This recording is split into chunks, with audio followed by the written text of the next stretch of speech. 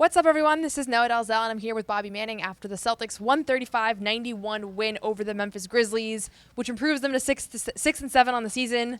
And this is Jordan Walsh's first start of the year, and his first really meaningful start. I think he started some when they were resting everybody, but two previously. Yeah, tonight was his first start of we have the whole roster available, and we pick you, Jordan. And it obviously snaps at Josh Minott starting streak where he was relatively effective, and the team seemed like they had found their footing there.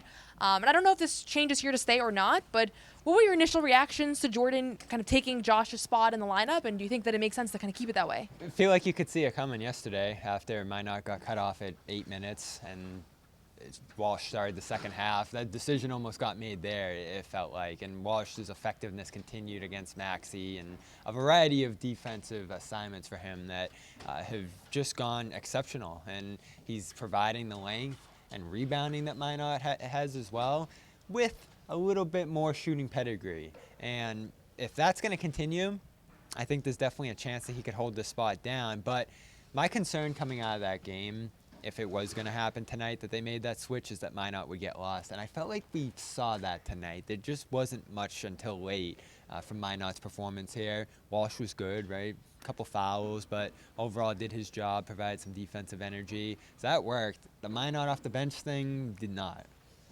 Yeah, I mean, I don't know if it's Minott off the bench or Minott who clearly struggled the most recent game. It seemed like he came in immediately fouled. He looked like he was a little bit uptight.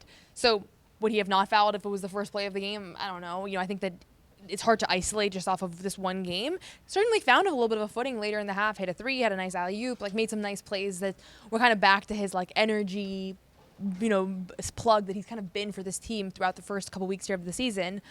So I don't personally have a strong inclination of picking one guy over the other. Tonight and the last week, Jordan's played better, but earlier in the season, Josh looked like he was kind of running with that one. So we did a hit on Minott like he changed the world a week or two ago. That's how. I think it might have literally been a week ago. That's how this year's gone. After the Wizards game. So I'm not gonna live in the moment here. I would like to see Minott regain that spot, continue to do what he did that made them successful. They won 5 of 8 after he became a starter before that loss against Philadelphia, and shore up the rebounding, provide the defensive layer next to Keita, the rim protection layer that I talked about. That hit we did a week ago, I still believe in all those things with him.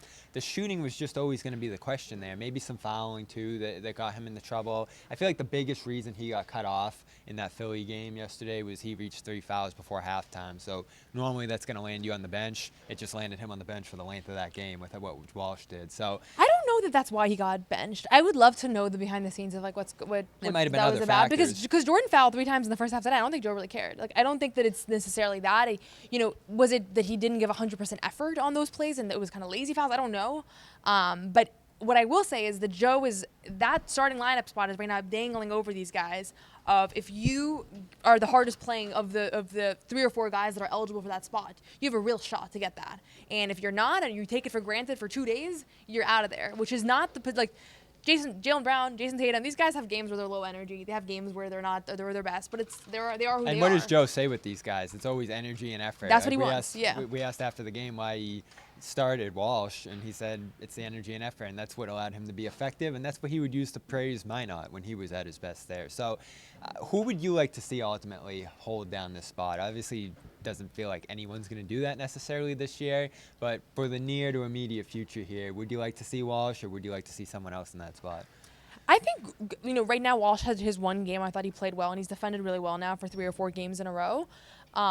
Give him a couple more, see if he can hold this effort, because it's been one good week for him. So does that mean that he can provide that effort every single night? That's the point, right?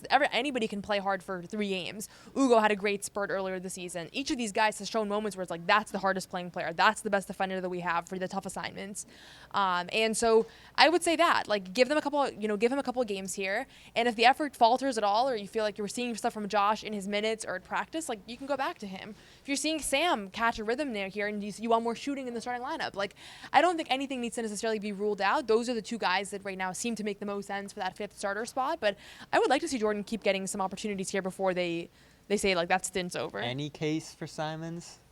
Alongside Derek and Peyton? It's an interesting lineup, but I think right now, rebounding has still been I don't want to take the rebounding issue and say it's thrown out the window. I Like think that was trio such an is issue. -9.